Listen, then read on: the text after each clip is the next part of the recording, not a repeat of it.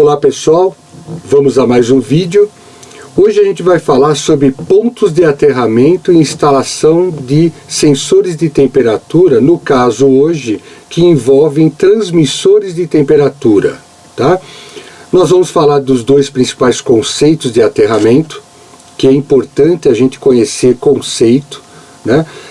Eu estou colocando aqui um segundo ponto sobre tentativa e erro, que depois a gente vai fazer um vídeo sobre isso para explicar, mas o que seria tentativa e erro? Por que eu coloquei conceito, né? Quando a gente mexe com aterramento é uma situação muito complicada que pode acontecer no dia a dia, né, que eu preciso fazer um aterramento e é importante que eu tenha comigo os conceitos de aterramento. Tem dois pontos de conceito muito importantes que eu devo conhecer. O tentativa e erro é aquela situação de que eu sei qual que é o conceito, eu fiz o aterramento conforme conceito, mas não funcionou.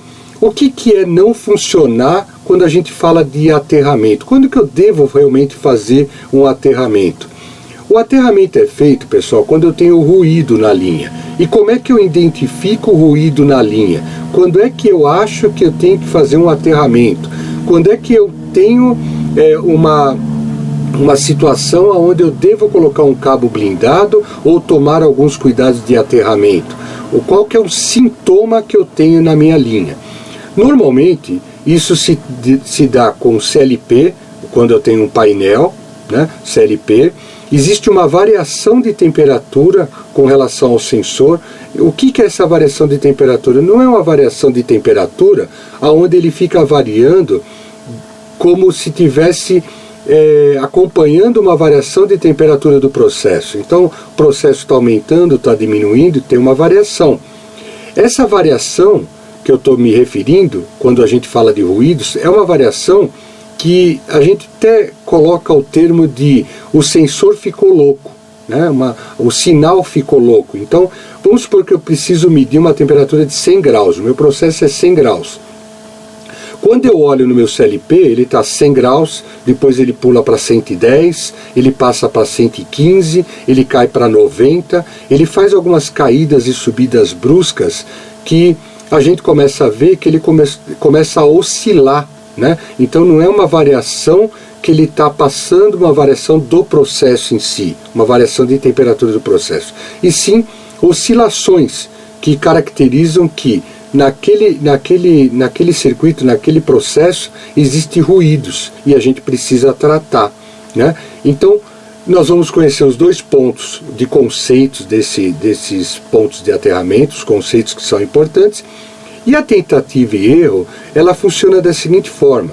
Muitas vezes eu faço, vamos supor, aqui eu coloquei uma figura, onde eu tenho um cabeçote, eu tenho uma caixa de passagem, eu tenho um painel, e eu coloco aqui, aonde que eu devo aterrar. Aqui no caso eu tenho um bloco de ligação, eu tenho um transmissor trilho DIN no cabeçote, eu aterro no cabeçote, eu aterro na caixa de passagem, eu faço o aterramento no painel, eu aterro em dois pontos. O que eu faço no dia a dia para evitar essa variação de temperatura, de sinal, que é muito característica e é muito fácil de pegar isso. A gente não consegue ter uma conclusão da temperatura que está o processo, né? Então a gente vai falar de tentativa e erro. A tentativa e erro, ela caminha, por incrível que pareça, em conjunto com o conceito, né? Então, primeiro eu devo aplicar o quê? Os conceitos. Depois, de uma forma de tentativa e erro pensada, eu consigo fazer algumas situações que possa fazer o meu circuito funcionar, o meu processo funcionar. E às vezes, pessoal, o não aterrar pode ser uma solução que nós precisamos. Então, essa tentativa e erro que dá certo, a gente em outro vídeo, a gente vai explicar o porquê disso. Ela tem uma explicação teórica disso, né? Por que a tentativa e erro é possível a gente resolver alguns problemas. Ela também está baseada na teoria. Então vamos começar hoje com os conceitos, né? Lembrando que nós vamos analisar uma situação com transmissor de temperatura e lembrando também que no processo em si podemos ter ou não ter transmissor de temperatura. Eu posso fazer ter um processo onde eu tenho um termopar, no caso tipo J, e ele vai tipo J até o painel, e lá eu tenho um CLP que ele tem um cartão que recebe termopar tipo J. Então, em momento nenhum, eu teria um transmissor de temperatura na jogada, tá? Então, é possível. No caso de ter transmissor, nós devemos analisar as possibilidades de instalação desse transmissor. Ele pode ficar no cabeçote, aqui é um bloco, né? Mas eu posso colocar um transmissor no cabeçote, eu posso colocar um transmissor numa caixa de passagem. Quando que isso acontece? Quando a temperatura no cabeçote está um pouco alta, acima de 70, 80 graus, eu tiro esse transmissor e coloco numa caixa de passagem. Ou eu tiro essa caixa de passagem e coloco o transmissor tipo trilho DIN num painel, né? Mas aonde eu devo aterrar? O que eu devo fazer para que eu não tenha essa variação de temperatura? Essa é a questão de hoje, tá, pessoal? Vamos seguir aqui com o vídeo. E aterramento, um importante conceito. Talvez o primeiro conceito que a gente vai trabalhar hoje é: o melhor é aterrar o sinal na sua origem, né? Quando eu estou falando sobre transmissor de temperatura no cabeçote, né? Ou seja, remotamente a minha fonte de alimentação, o sinal de origem é a fonte de alimentação. Se essa fonte estiver no painel, a origem do sinal é no painel. A fonte de alimentação nunca vai estar no cabeçote. Então, eu nunca devo aterrar o cabeçote quando eu uso o transmissor de temperatura, né? Esse talvez seja um dos pontos mais polêmicos ao definir a origem do sinal de aterramento. O pessoal que está assistindo hoje vai fazer milhões de perguntas, principalmente o pessoal que de alguma forma já aterrou o cabeçote e deu certo. Aí entra aquela situação do tentativa e erro, mas também é explicado o porquê deu certo, né? Eu vou falar um pouquinho mais à frente, mas depois a gente vai fazer um vídeo exclusivamente disso. Senão a gente termina esse vídeo com um monte de dúvida. Ao invés de esclarecer, a gente sai com mais dúvida do que entrou, né? Vamos colocar um circuito aqui, pessoal, para que a gente possa entender primeiro esse conceito. Eu tenho um transmissor, eu tenho uma fonte de alimentação. Essa fonte ela gera aqui, no caso, um sinal de 24 VDC.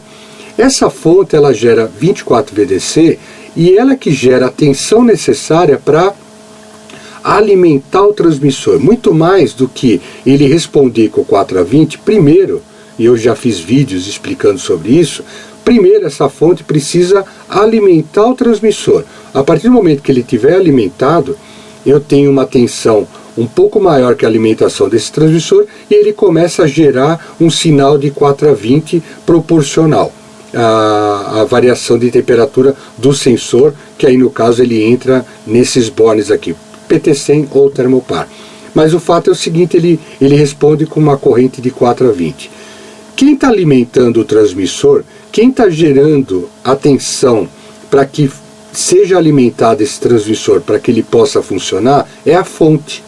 E a fonte é a origem do sinal. Sem ela, o transmissor não funciona. Ele não tem uma fonte própria. Essa fonte ela está remota. E normalmente essa fonte ela está no painel, né, no CLP, de alguma forma, o sinal de alimentação, a alimentação do transmissor, ela fica no painel, né?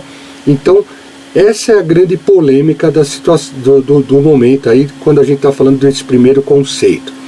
Um outro ponto que pode confundir, pessoal, é quando eu tenho um cabeçote, né? Eu acabei de falar, quando eu tenho um transmissor no cabeçote, nunca eu devo fazer o aterramento no cabeçote, porque sempre a fonte vai estar remota, ela nunca vai estar dentro do cabeçote. Então, nunca eu devo aterrar o cabeçote com o transmissor dentro.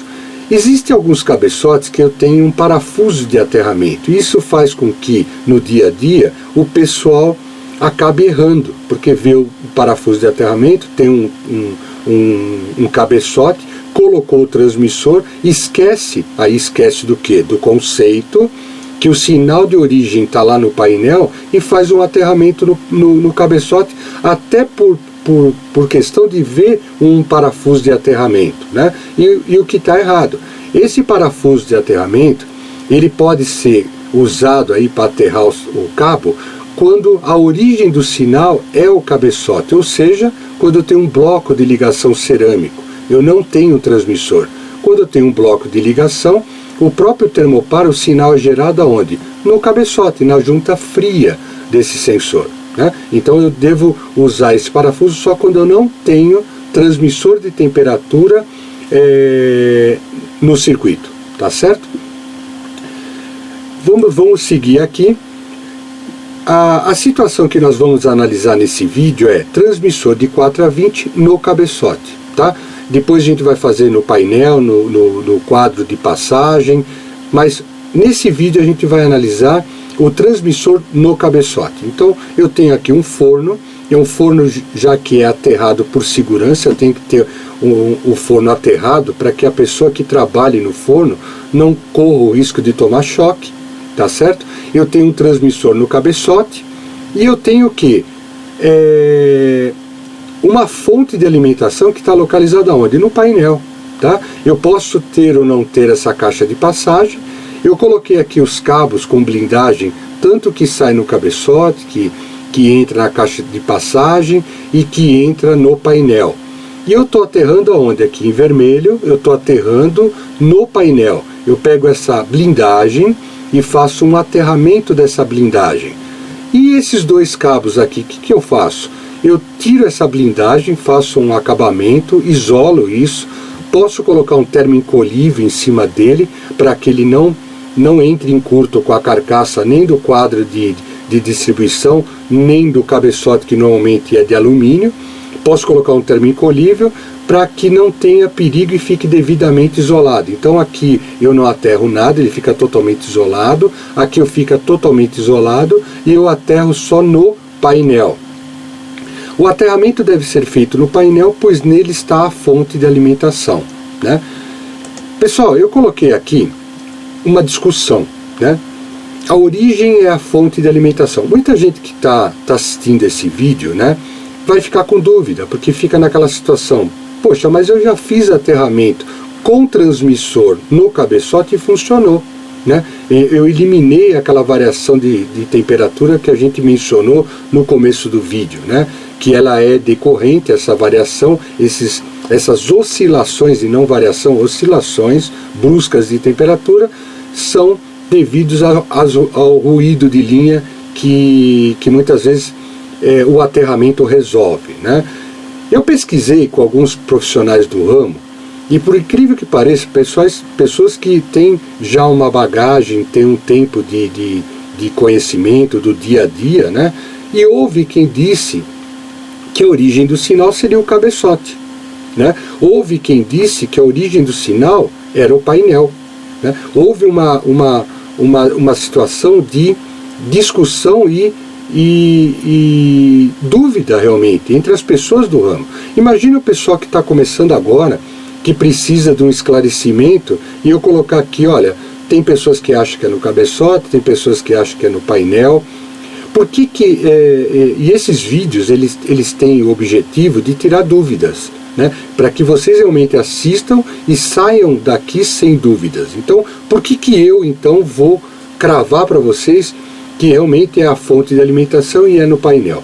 Eu conversei entre as pessoas profissionais que eu conversei com uma pessoa que é um diretor de uma empresa, que ele conhece muito de projeto de instrumentos de medição, né? Trabalha há quase 35 anos, quase 40 anos de experiência no ramo, para que ele possa desenvolver esses projetos de aparelhos até complexos, tá, pessoal? Ele tem que conhecer muito bem tanto a parte de campo, né, a parte de ruídos, para que ele possa levar isso em consideração em seus projetos, tá?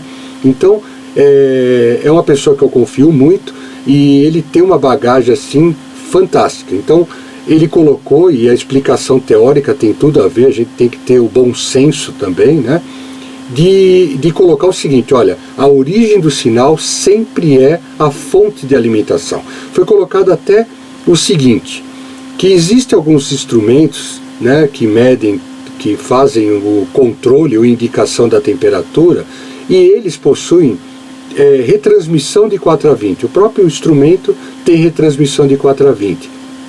Então veja, eu tenho uma retransmissão de 4 a 20 e dentro desse próprio instrumento eu tenho uma fonte que alimenta esse transmissor de 4 a 20, que é a retransmissão.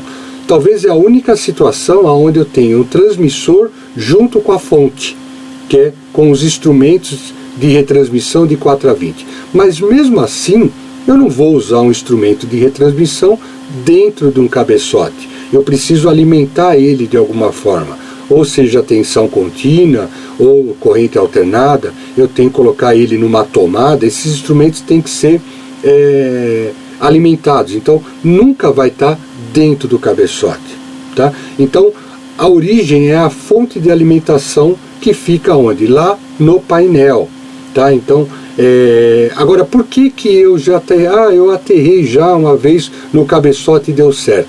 É aquela situação de tentativa e erro que a gente vai explicar depois num vídeo, né? Às vezes, pessoal, existem situações no processo que fazem com que eu, seguindo o conceito, ele não dê certo, tá?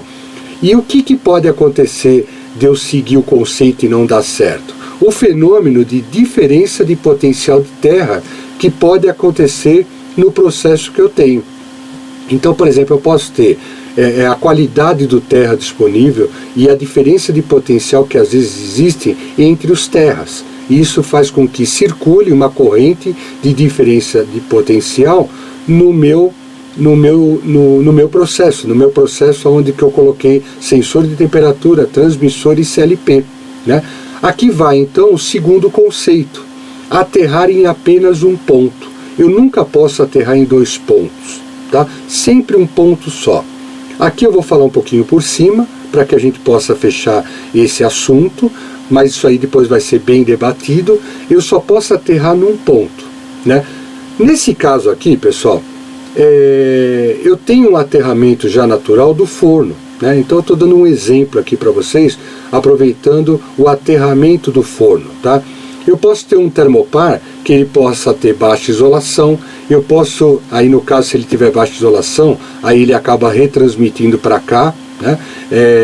Mas o caso é que numa circulação de corrente de diferença de potencial, ela pode ocorrer, por exemplo, com um termopar isolado.